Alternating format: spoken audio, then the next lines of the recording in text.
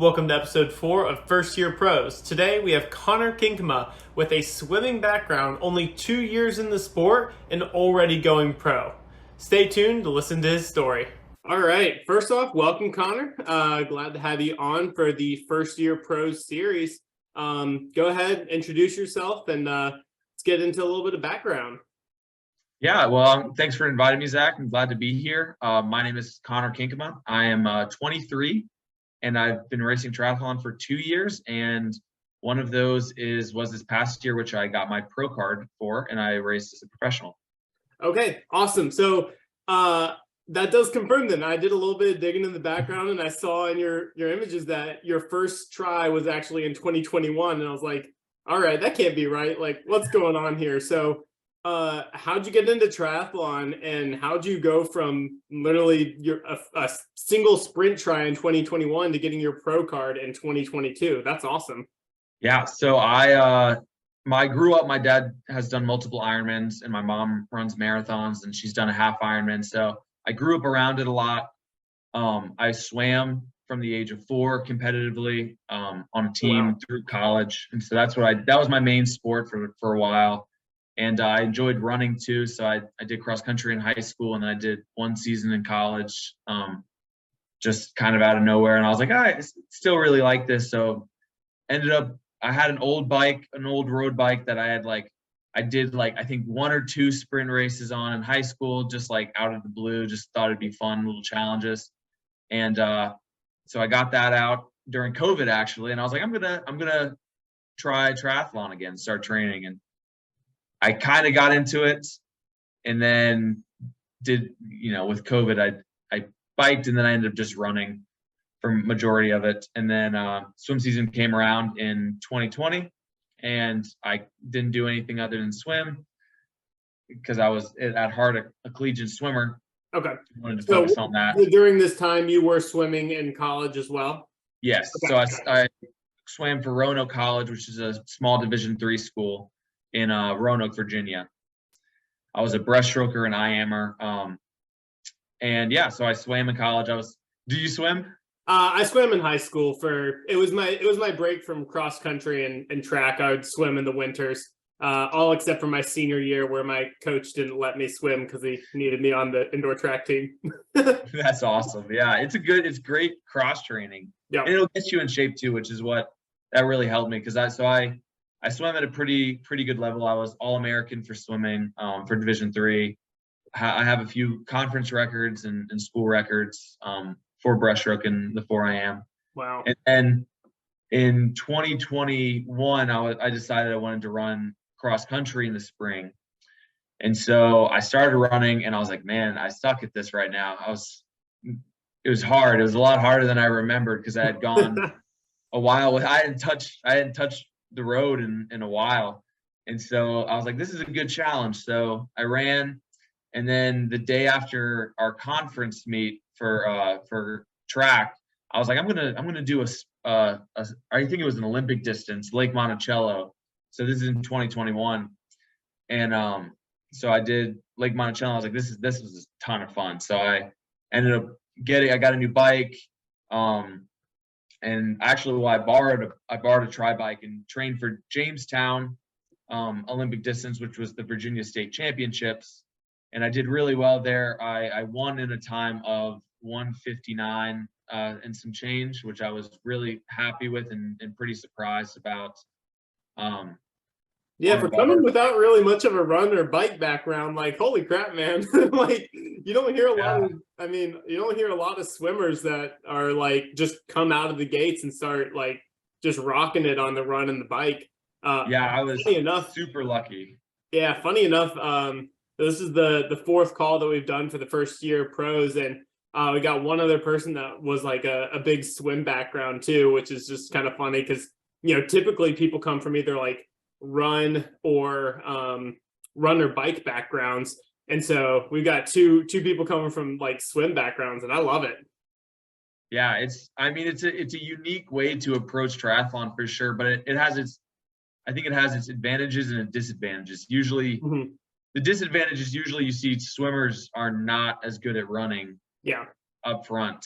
But biking comes around a lot quicker, it seems. Yep. But yeah, that's super cool though.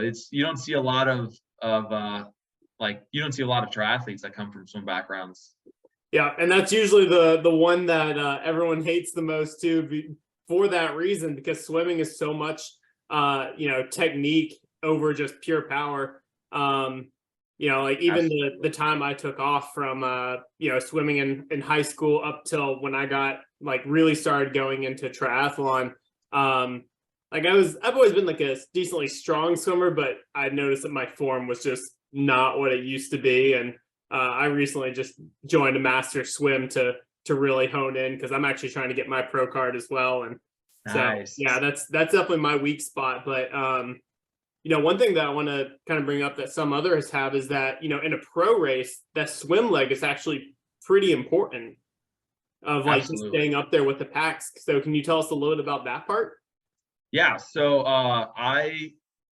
thankfully I did it kind of different than I feel like a lot of swimmers will coming into triathlon. I didn't try to continue improving that throughout. I actually basically put my swim on hold and let it decline to the point where I knew I'd be in the front pack, but it wouldn't be like I wouldn't be pushing the pace or anything.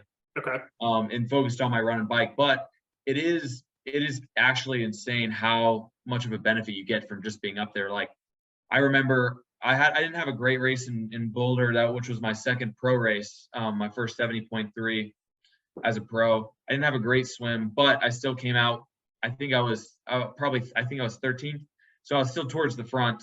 Mm-hmm. And the amount of momentum you get from being towards the front of a race like that, especially as someone that isn't going to see the front of the race very often, is very helpful. So like in Augusta, I actually came out with the front group, and I hopped on the bike right behind them. And if I hadn't done that, my bike is not strong enough to like really stay with those guys. But if I hadn't got out that far in front, I wouldn't have found the group that I did on the bike, and my race would have been completely different.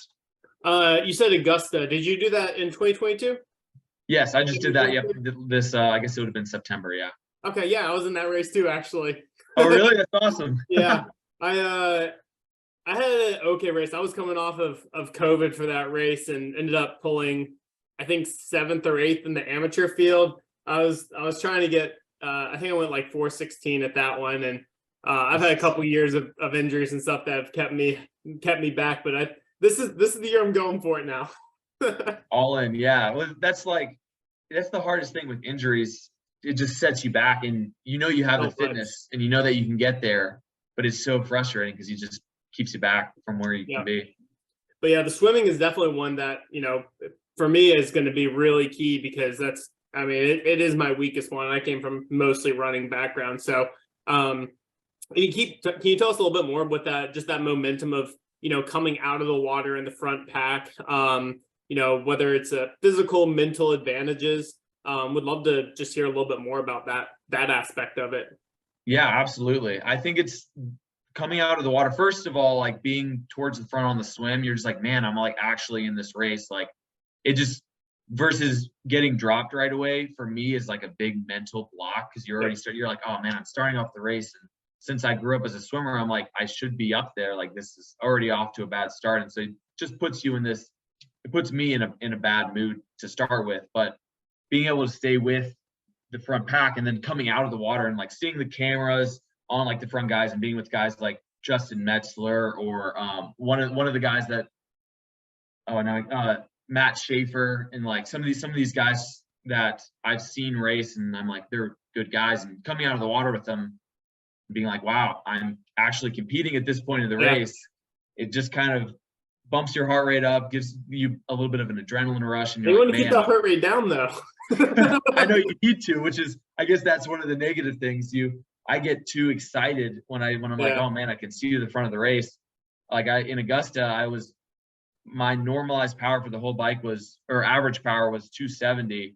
But my first like hour of the race where I was like trying to stay with these people because I was just super excited was like 300, which was way out of my wheelhouse. Oh, wow. Yeah. Yeah.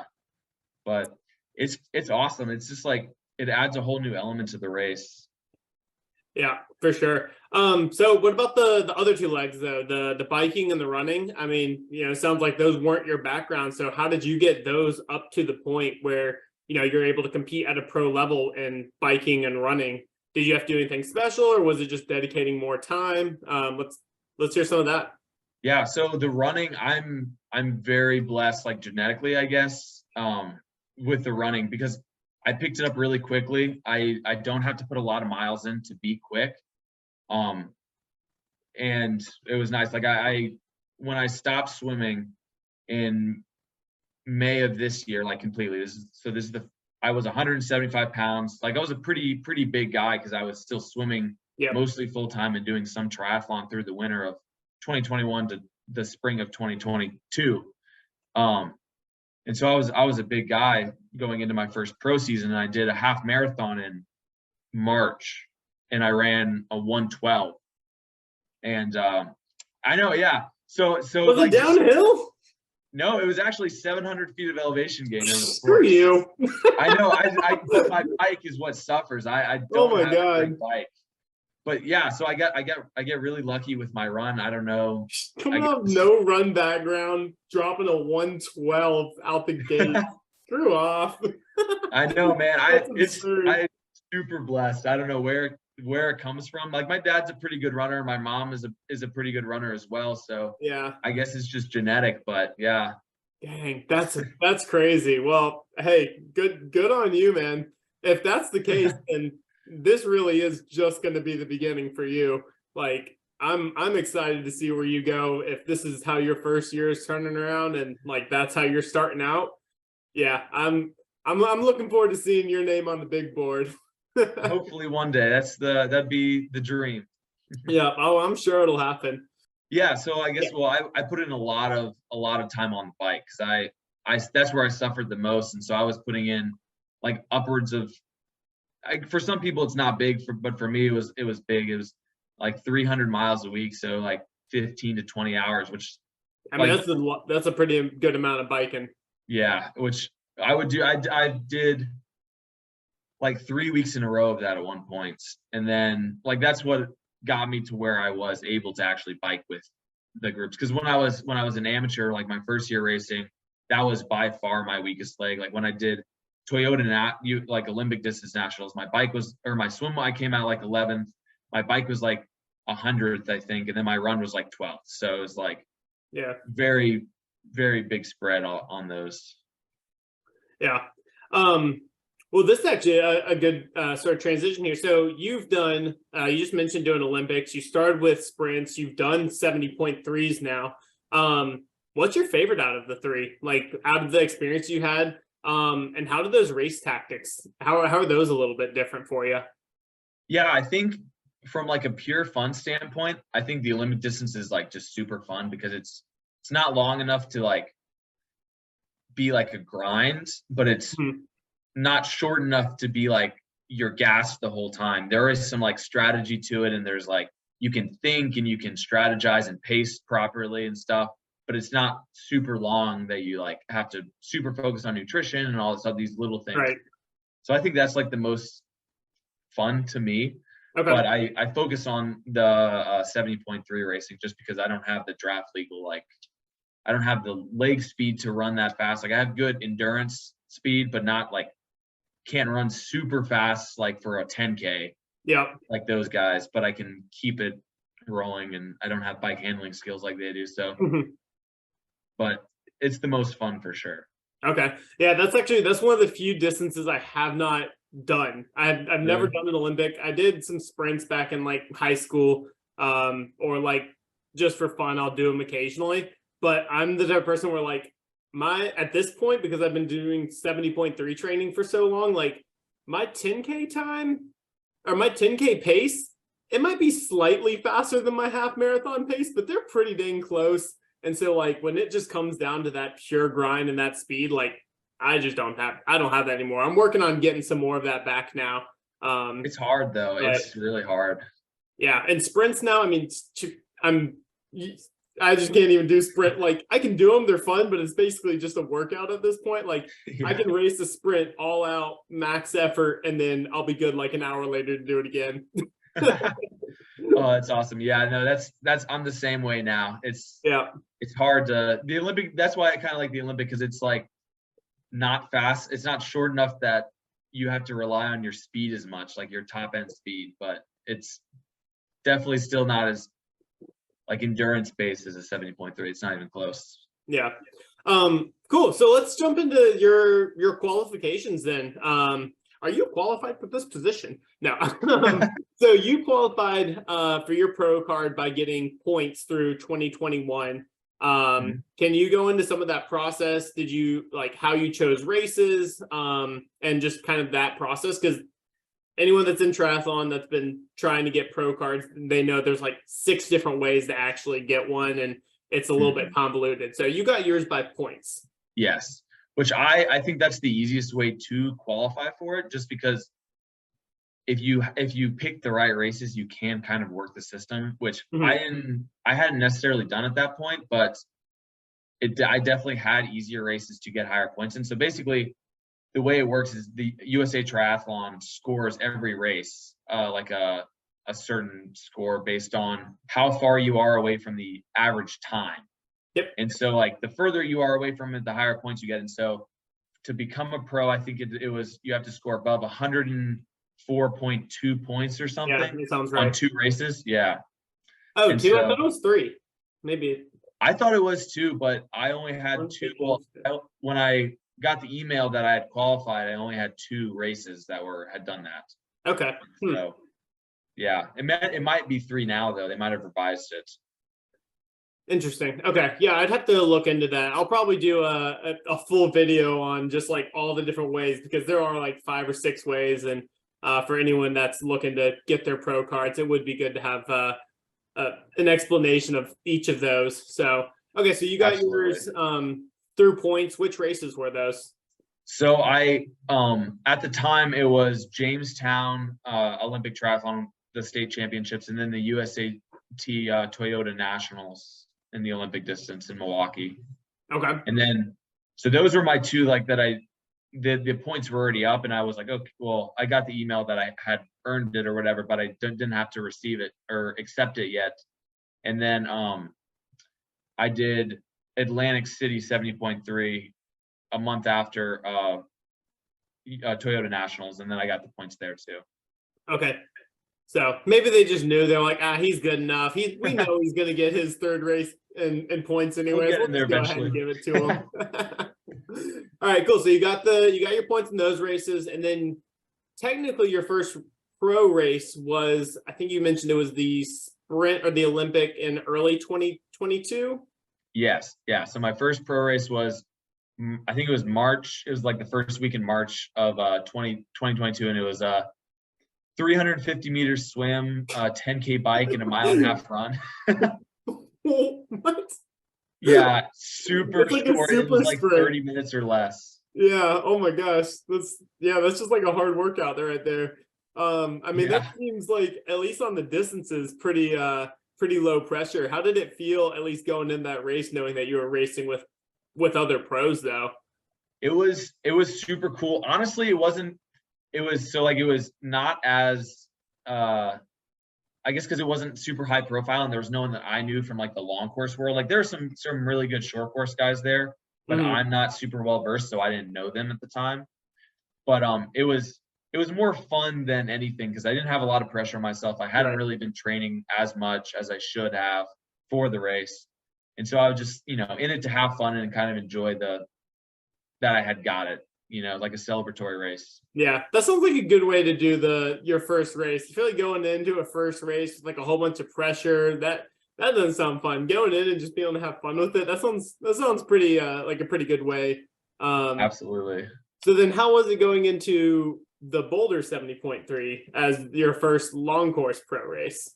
I feel like that for me, it was more stressful. It's still, honestly, it's not as stressful yet as it was for age group racing, because I know there's no shot, or at least this year I knew there was no shot of me like making a podium or like making top 8 or anything. So I knew I just wanted to race like as fast as I could, but I was more nervous for that because I had been training at altitude for like 2 weeks. And it was like there's some big guys there, like Andre Lopez, Ben Hoffman, Yep. Justin Metzler, like some guys that I've looked up to and watched race for the last 2 years or so were there. So it was a little bit more nerve-wracking. Yeah. So, oh gosh, totally spaced on it. I was gonna ask another question for that one. Oh my gosh, I'm totally spacing. So build up going into that one. I just finished an FTP test before jumping on this call. So Man, I've got like cycling brain right now as well. It is what it is. it is what it is. It is what it is.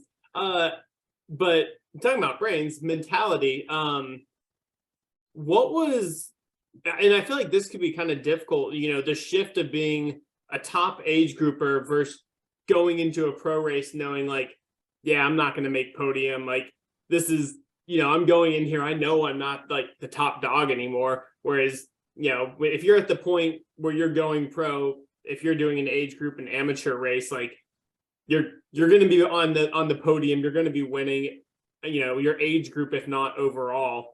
So like, how does that mental shift come into play?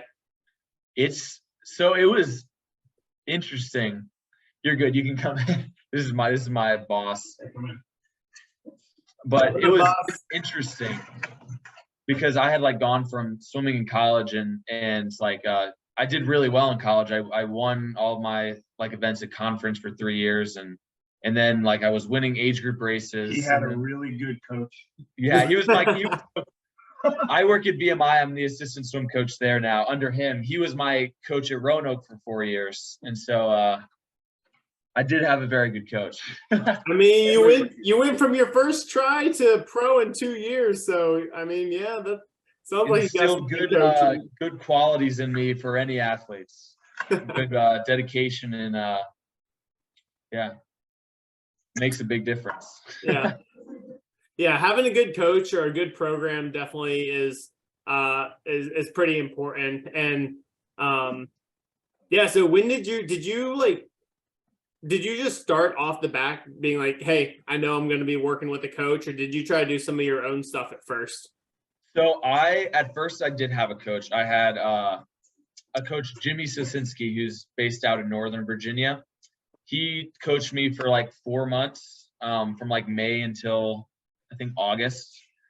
And he was good. Like he definitely helped build my fitness to where it was at. Mm-hmm. But after that, I ended up just doing self-coaching. So I graduated with a degree in health and exercise science, which doesn't really qualify you to coach yourself, but I did a lot of research. Yeah, it helps. It just helps understand the information that you're trying to digest. But I'm a big nerd when it comes down. Like I listen to any podcast that has to do with sports physiology, and I stay pretty up to date on research and stuff. So I decided to just coach myself, and I still do. But having people around you is definitely, like, if you don't have a coach, having people around you to support you is a big deal. Completely agree. On the podcast, do you have any good ones? Any good recommendations for people? I'm really into the Empirical Cycling podcast right now. I've been listening to their stuff. They do a really good job. It's super science-based, no BS, no like, oh, I feel this works. It's good. Okay, cool. I'll have to check that out at some point then.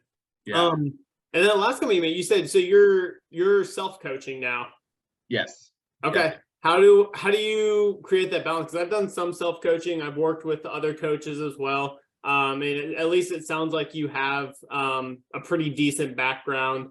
Do you continue to plan to continue to do self-coaching? Would you consider working with coaches again, or what's your sort of game plan on that front? So I plan on self-coaching for a while. I definitely think there are. It's hard to find a good triathlon coach first, which is one of the reasons I am self-coached right now. Because at your level, at least. Yeah. Well, I feel like at most levels too, because it's just I also coach triathlon. I've got a website. I've got an article on there about one of the reasons that triathlon coaching is not some. There are some really good triathlon coaches, so I'm not trying to dispute that. Right. But there are a lot of people that just don't know what they're talking about, and they'll write you whatever. Yeah. And it works for some people and doesn't work for others. It's, it's part of the game. But so I plan on being self-coached until I find someone that I know and really trust, which is hard for me. And I feel like as you develop, like in the knowledge base of it, it makes it even harder to find someone. But yeah, that makes total sense. And yeah, I mean, I do some coaching as well. Right now I'm kind of playing with a few different things. I don't know if you're familiar with Tridot. Yeah, so I'm playing around with that right now, trying to figure it out, see if that's going to, like, if it's useful as a tool. I really think personally for a lot of people that having a coach is beneficial if they don't have a background, because, sometimes it's just getting critiques on running form, biking form, making sure that they stay accountable. I think that those things can be really key for really any athlete, especially if you're trying to be competitive. Or just stay injury free.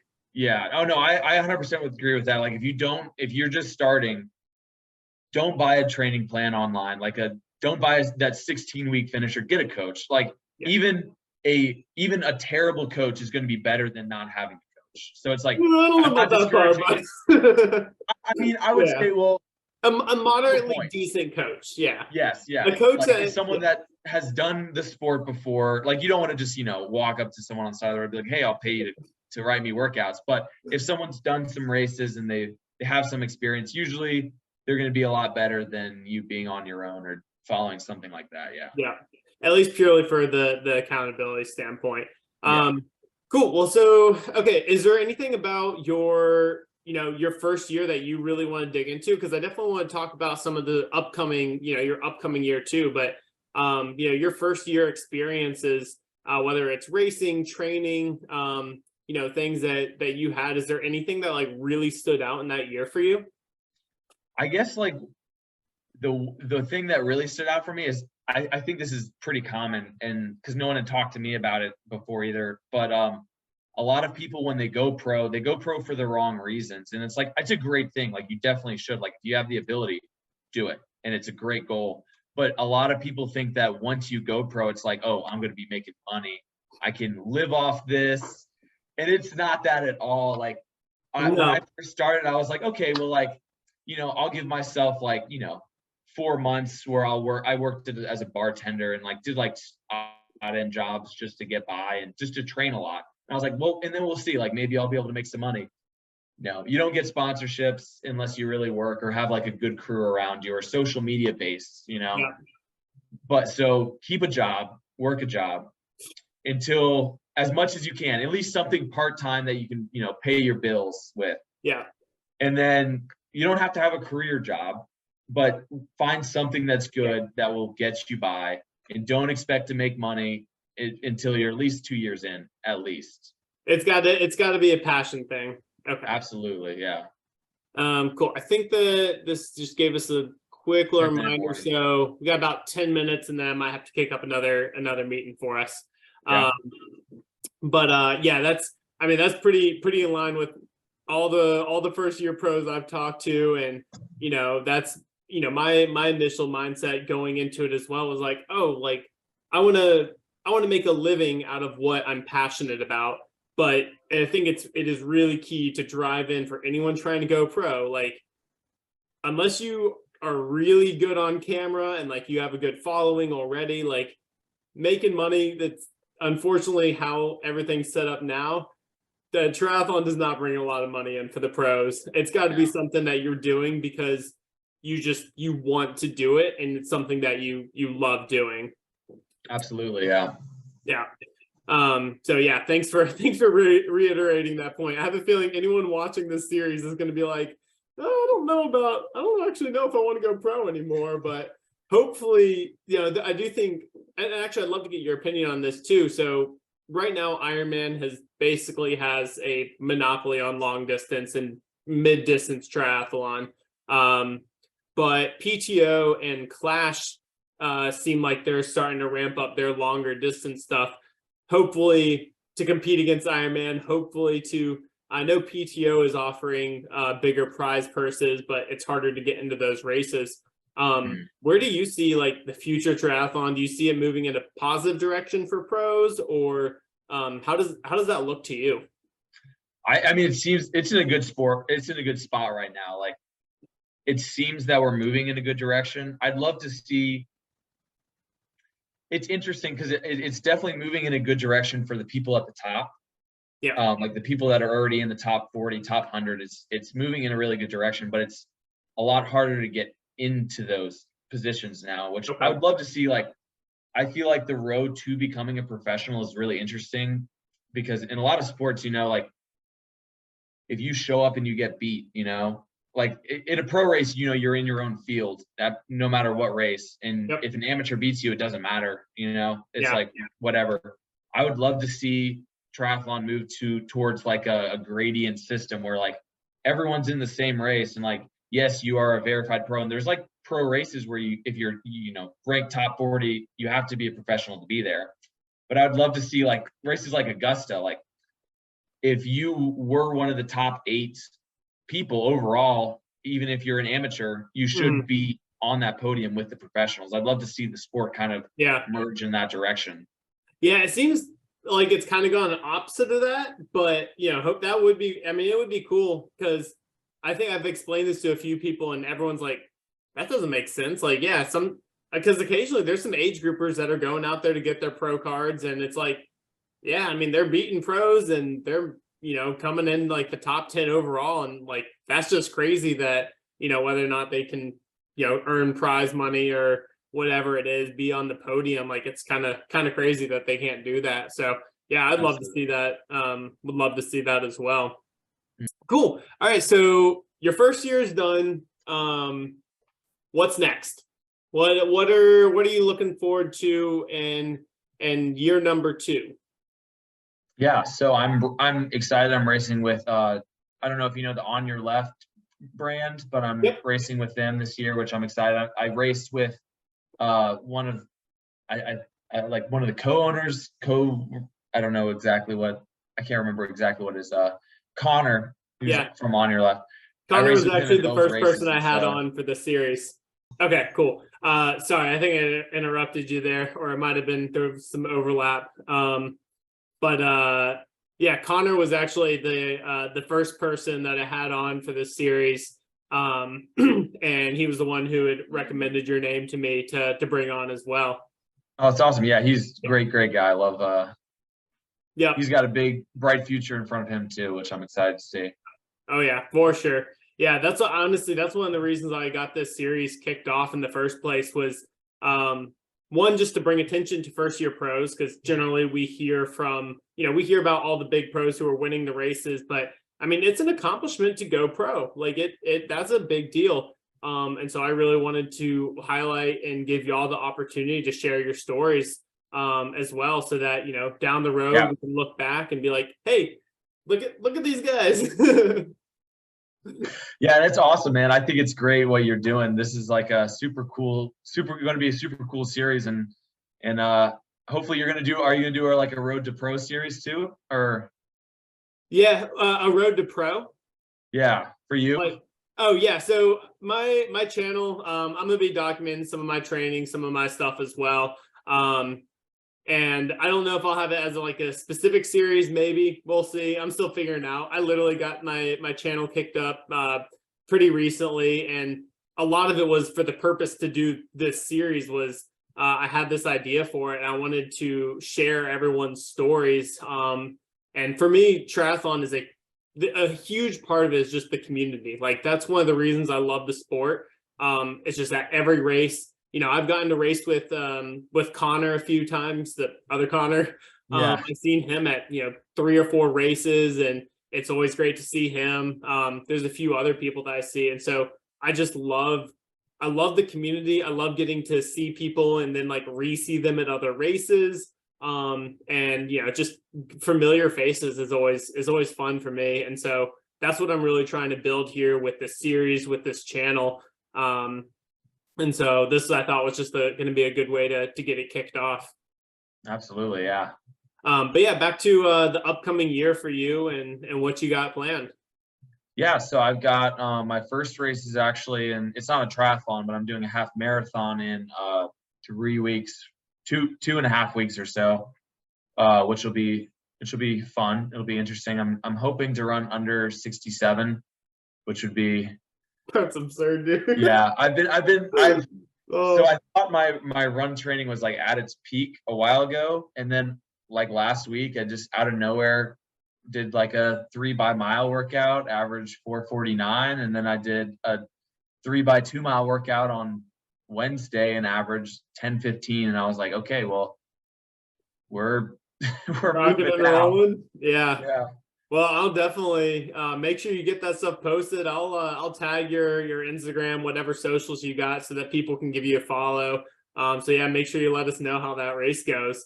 Yeah, sub 6'7". Yep, sub 6'7. Easy. I'm looking forward to seeing you do it then. Hopefully. How many, so actually before we get into the rest of the season, how many hours do you put in training? I'm a pretty low. So it's been weird. So when I trained in 2021, or yeah, 2021 for my first age group, I was averaging probably 20 to 22 hours a week was where I was at. This year though, it's been a lot less. Really? Okay. Yeah, through the winter months, I had a couple weeks where I was like 26, 27, 130-hour week. But now I'm doing like 16 to 18 hours. Wow. Yeah, that's around in line with like some of my Oh, there you hours. go. Oh, yeah, I think that might be my internet. I think that's actually pretty close in line with where my hours are in training. And I want to ramp mine up just because I enjoy being like, I need more time on the bike. I want to build some of my base up. But if you're willing to share with us like kind of some of the breakdown of that training that you have, I think a lot of people get this misconception where like, if you want to be a pro, you're putting in like 40 hours a week, you're putting in 30 hours a week of training, and it's not necessarily the case. Oh yeah, no. The people that 30 hours a week is too much for most people. Honestly, 22 hours a week is too much for most people. You can get a lot if you have your training structured right. You can get a lot out of like 14 to 18 hours in that range. Yeah. So I do. I start my weeks on Monday, and Mondays are usually, it depends on the week, but it's either like 2 hour day of pretty easy stuff and a somewhat hard swim, like an easy bike, easy run, hard swim, and a lift. And then Tuesday, Wednesday, Thursdays are my workout days. So I'll do, right now I'm focusing on running, so I'll do. Oh, I think it paused. And then Friday is high volume but easy stuff. And then Saturdays and Sundays I take pretty easy for the most part. So like I don't do a lot of training on the weekends. Mm-hmm.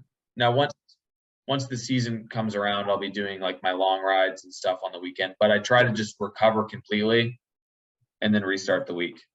Okay. Yeah, that's pretty interesting because I feel like that's pretty different than what a lot of people do is, they try to sort of space out when they're doing their hard stuff and easy stuff, where it's like, all right, I might have, a hard workout Wednesday, then Thursday will be easy. But to me, it sounds like you do, start the week a little bit easier, then 3 hard days, and then some like just easier days at the end, and repeat that type of cycle. Yep, that's what's been working for me, and I think there's a lot of. I'm a big proponent of actually absorbing the training. I know a lot of people like to just build on load, like a lot of training load, and then get rid of it before a race. But I personally like to see the progression as I go through instead of just being surprised on race day. So I like it a lot. Yeah, I think that can be a big thing mentality wise too. Like I remember last year, and this is one of the reasons I kind of stopped working with my coaches. It'd be like 2 months of just grinding, and like it made me kind of lose passion for the sport. And then when I took things back into my own hands, I kind of like doing like a 3-week build of like, hey, we're gonna go hard for 3 weeks and take an easier week, and then kind of rebuild that so you can still see that progression. But everyone's different. Some people can lock into that grind. But, I do kind of agree with you where like, at least for me, being able to see that progression, like as you're doing it is like, it is kind of reassuring. It is kind of nice too. And can like let you reassess, where you're at. Yep. And the other thing is too, it's like I'm young enough where I've got, 10 really, really good years left in the sport. So it's like I don't need to train 30 hours a week now and possibly get injured and be out for 6 months. Like I'd rather just do 14 to 16 or 18 or whatever, and then in a year or 2 years from now, I'll be at like 22. And then in 5 years from now, I'll be able to hit 30, it's. Yeah, I definitely made that mistake. 2020, which would have been really the optimal training year because everyone was working at home. You had all this extra Yep. time. Literally in the first like couple months of that year, I had a running injury that put me out for pretty much the entire year. And then a cycling accident later in the year that put me out of cycling for like a couple months. It was a bad year. It's hard, man. Yeah, I know. I still got issues from it, honestly. Like that's the thing that holds me back the most. And I'm like, God. So message to everybody, don't overtrain. Give your body some rest. Honestly, undertraining is better than overtraining. Oh God. Like Yeah. better to show up to a race and like everyone says, better to show up to the start line, 10% undertrained than 15% overtrained or, or just to make it to the line. Yeah. And again, just on that same note, more is not always better. More Absolutely. Is not always better. You don't need to do the 20, 25 hours. If you got 12 hours in your week, then there's ways to optimize those 12 hours that aren't going to, shoot you into the ground. That's like I've got an athlete that I'm working with now. He's my athlete, but he's also one of my college buddies. But I have him doing like 8 hours a week, and it works for him. And I mean that's not going to work for everyone, but he's managed to be top 100 overall at nationals. And there you go. So it's all about finding what works for you and not trying to push the limits too hard. Yeah, whatever fits into your schedule that can give you the mental and physical balance, because the mental aspect is huge. We've talked about that a few times here, but being able to take in that load and still like function and do the rest of your life without getting stressed out, I think is pretty key. Because if you don't love it, you're not going to want to stick with it. Yeah, exactly. And you're not going to be able to put your best effort in either. So it's yeah. If you're tired going into races and workouts, it like that can be such a mental block. Yeah, absolutely. Yeah.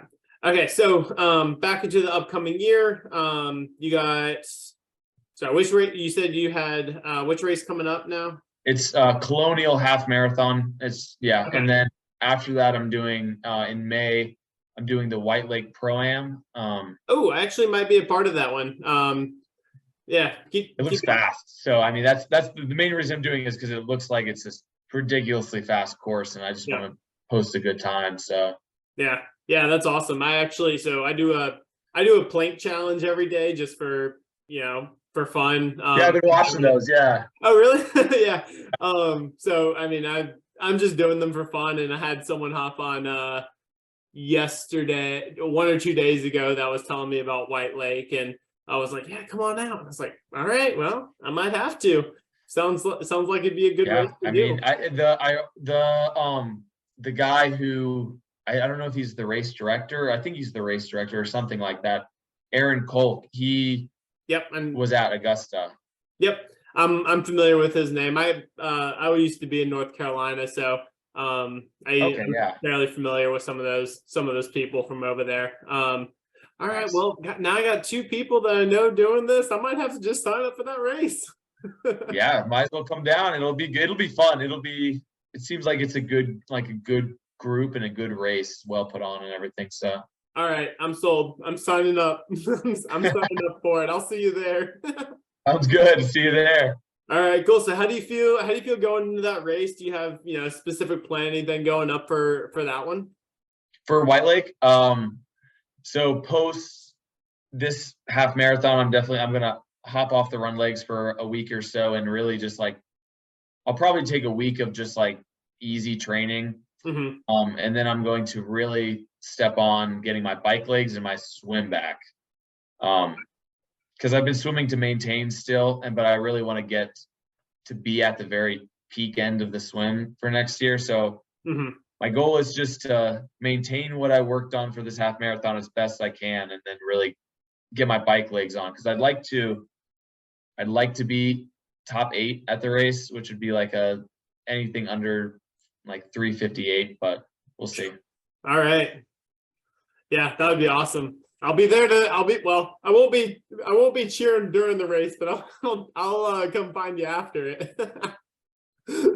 I'll be grunting and grinding during the race. I know. Sorry about that. Oh, there we go. Yeah, it just cut out. My internet gets kind of weird in the evening. I don't know what's going on, but okay. Recording's good. Everything's good. Okay, sorry about that. No worries. Cool. So, all right. So, goal for White Lake is sub 3:58. Yep, sub 3:58. Heck yeah!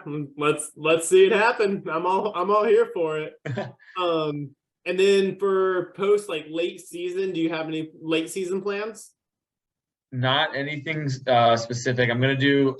I'm probably, if they have a pro race for Augusta, which I don't. Have they released that yet? I'm not sure, but then I don't think I could do Augusta again. Not after what happened this year. Luckily, I didn't get caught up in it, but one of my athletes did. Really? Yeah. And I don't know why he did this. He was one of my athletes decided to keep running during that time, which like that's funny. That's that would have been terrible. Oh my, yeah, dude, I cannot believe that happened. And in case anyone watching this isn't aware of what happened in Augusta, during the course, a train. It's just like I can't imagine that. They probably knew it was coming through, and obviously they couldn't have stopped the train.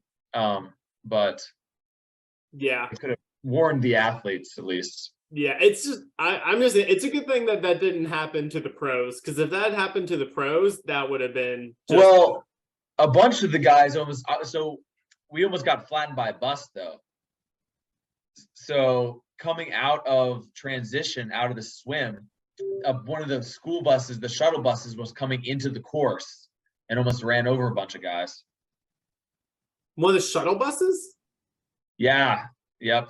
There's a video of it too. There's a video of the bus. It's like, so we're on the course going like on the mini road or whatever, and the bus just comes right in and cuts them off. Oh my God, that's bad. Yeah.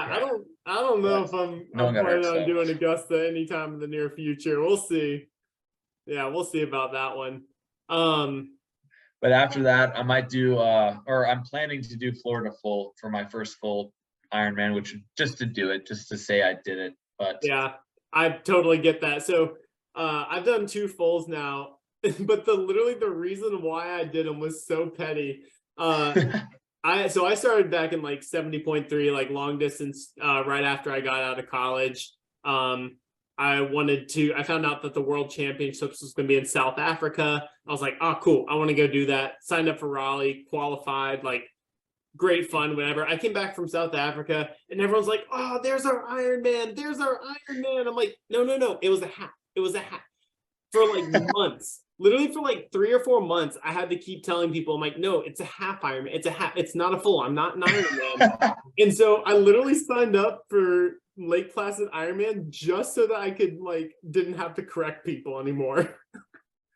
Oh, that's awesome. That's hilarious. That's a great way to start it off. I was just like, okay, I'm tired of correcting people. I'll just do a full and then I can say I'm an Ironman.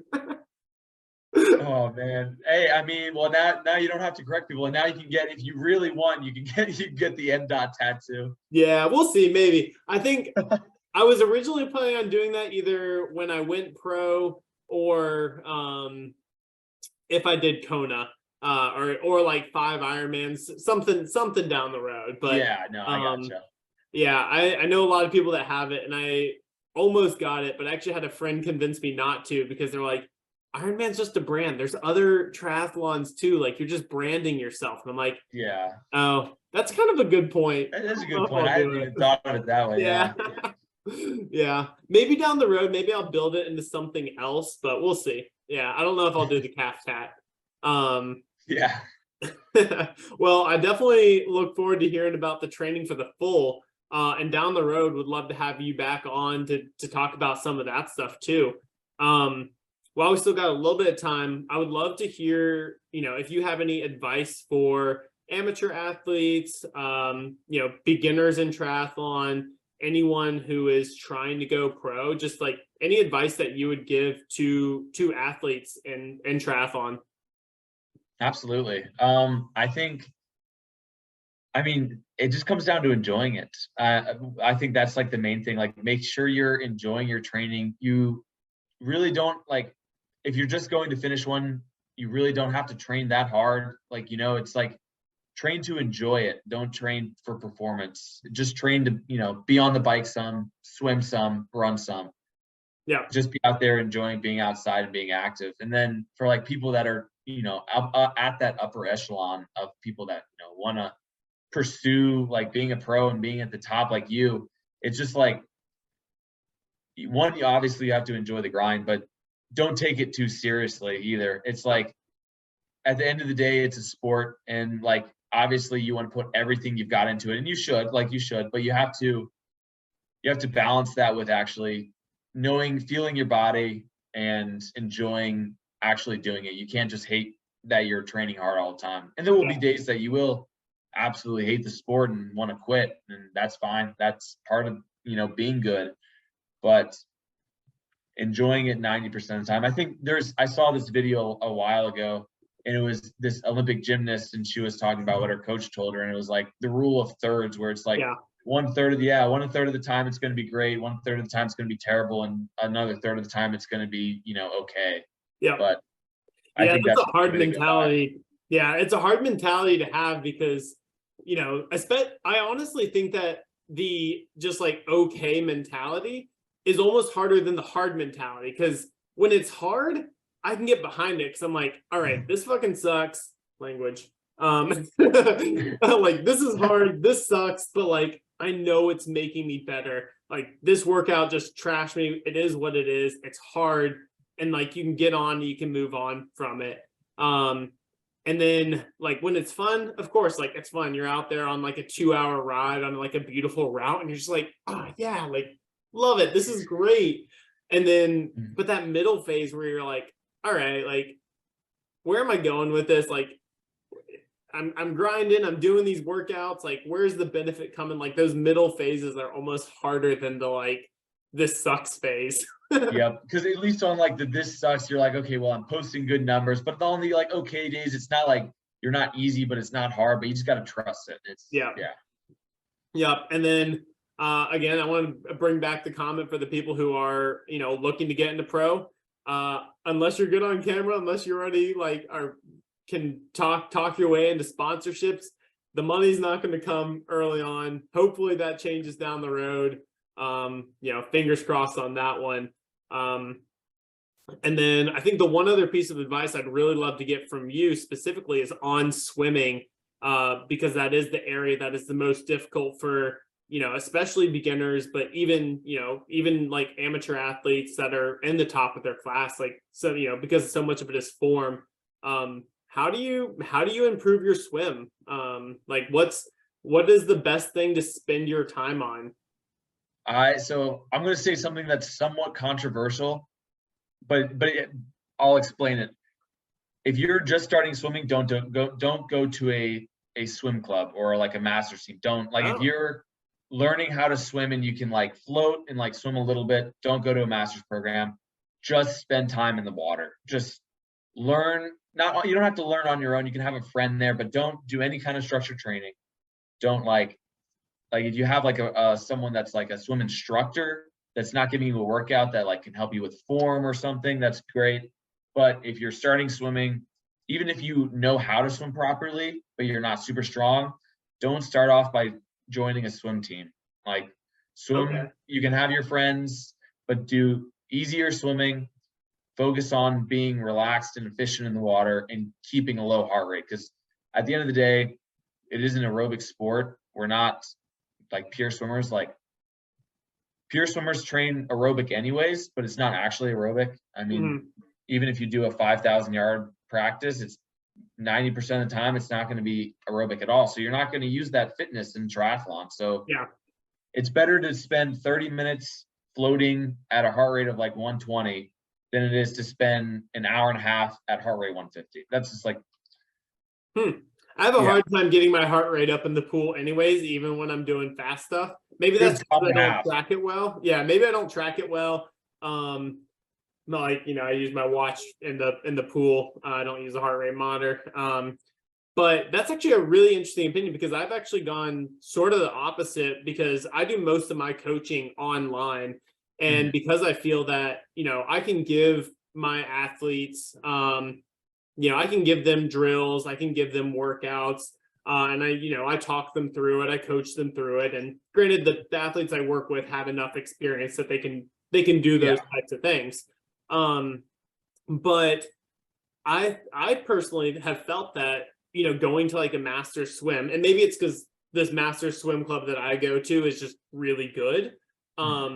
And I work with a really good coach through that, is that like when I showed up, she immediately paid attention, was like, okay, like these are the little bit of tweaks in your form that are really going to help. And like just immediately started paying attention to working on form and improving form. Because like I said, I'm a strong swimmer, but my form definitely needs improving if I'm going to get up to that next level. Like I can go sub 30, but to get down to like 26, 26, 25 range or something like that, for swimming, like I'm going to need to improve my form. But just like learning the form and having like eyes on, I feel like is really beneficial for people. I've coached swimming for a while, and I think there are two key takeaways that I have like from that apply really well. Is one, you can't teach feel for the water. That's something that you have to learn on your own. And I think that it's a lot harder, or at least I have found through who I've coached, it's a lot harder to do with structured training. It's a lot easier for people to pick up like cues on their own, because you know, as a coach, I can tell my swimmers all day, you need to do this, X, Y, Z, right? Right. We're going to do a drill to fix this, but it's really hard to do that. Because if you spend your whole life and your coach is just telling you this is what you need to fix, this is what you need to do, you don't really develop the ability to feel how efficient you are in the water. Yeah. And by just going out and swimming for 30 minutes, like a 30 minutes easy endurance swim, you're getting a ton of benefit just being able to feel, okay, now I can actually feel the water on my arm. I can feel that I'm not pressing all the way past my hip when I'm swimming. You don't get that from swimming hard, and you don't really get that from coaching. Now, once you develop that, yes, if you need a coach at that point. You need someone once you have a feel for the water, you need eyes on, you need someone to see. But a lot of times with triathletes, that's what they lack the most, is just feel for the water. That is a really good point that you make there, because, and I can, like, as you were describing, I could think through, like, I have enough experience where I can, I know what my feel is to the water, which is why I started working with the Masters Club. Is I was like, I'm not catching the way I want to. Like the stuff I'm doing is not feeling how I want it to and how I know it should feel. I do think that it would be good, at least in my opinion, it seems like it would be good to still have a coach, maybe not to be doing structured workouts, to be continuing to do easy stuff, but to like have someone at least guide you so you know what you're looking for like to understand that feel. And maybe you can explain some more about that, because I think that it would be difficult for someone just getting into swim to like know necessarily what they're looking for like the feel in the water. Like, oh, how should my hand be pushing past my waist, and like gripping the water and getting that, like catching that pull.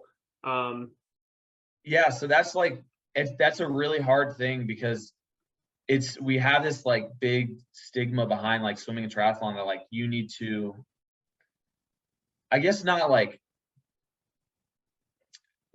a lot of people like to think like, oh, I need to fix my form. Like I need to fix like, oh, like my catch isn't right, so I need to fix that. And instead of just like saying, okay, well I can feel, because everyone's different. And that's kind of what I'm getting to. It's like we're learning in run form, like, oh, like some people don't actually need to run at 180 cadence, or some people don't, they can heel stride, and that's actually good for them. Yep. For some people, not everyone's different. Most people, Yeah. there's still a trend towards those things, but swimming is the same way.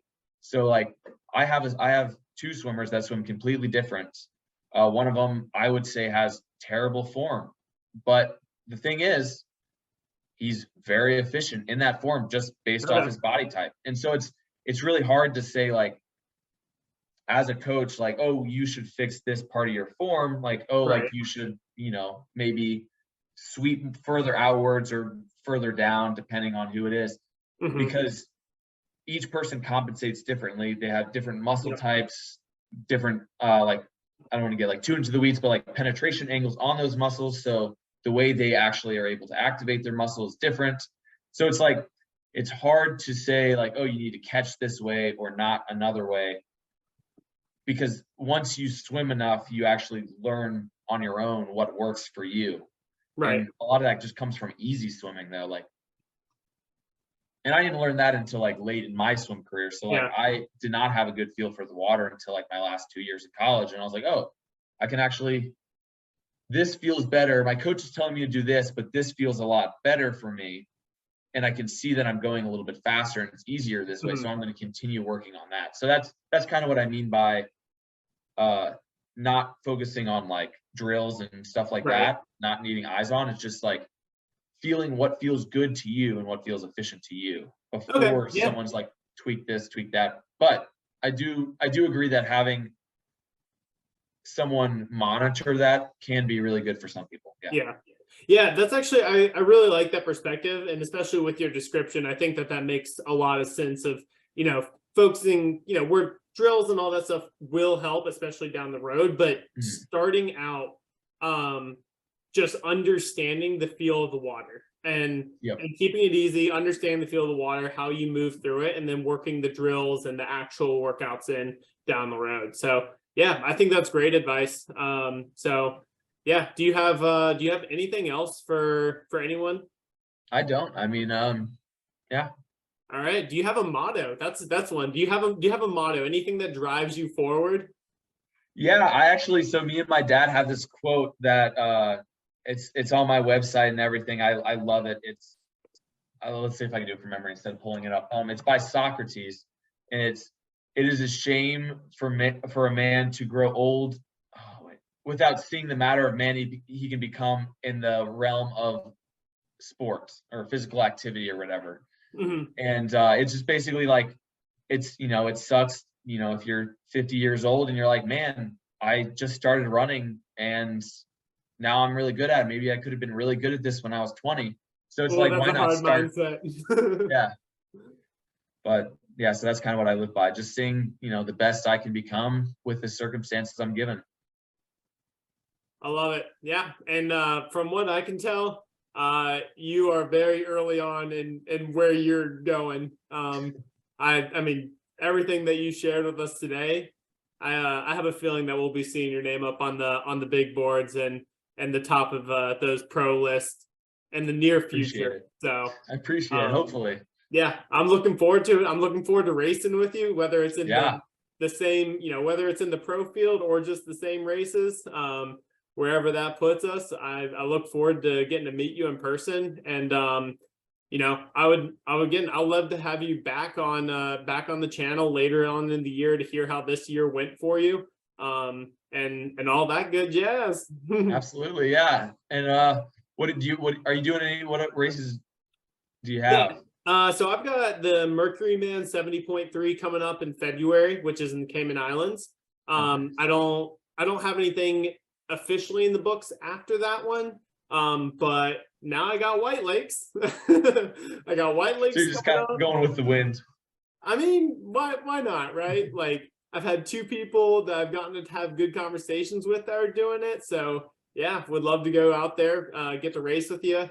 And then I'm planning on, I think I'd like to do Eagle Man as well. So those two 70.3s, and then who knows late season what'll come. If the pro card comes versus if get world championship qualifiers, all that stuff. We'll see where the money lies too, seeing that this is an expensive sport, but Yeah. yeah, we'll see where that all falls into place. But yeah, Mercury Man in a couple weeks, and then White Lakes and Eagle Man. Sweet, man. Well, good luck. Yeah, appreciate it, and good luck with you and your second pro season here. I'm sure you're going to be rocking and rolling, and we'll see you later on this year. Thanks for being on. Yeah, thanks for having me on. I really appreciate it, man. Thank you again, Connor, for coming on, and congrats on the pro debut. I wish you the very best in your future athletic endeavors. For everyone that stuck around here, make sure to give Connor a follow. There's links in the description below. Follow that pro journey, give him a shout out for those races, and leave in the comments what your next race is going to be. I would love to see y'all out there, give y'all some shout outs as well. So good luck with training, and see you next time.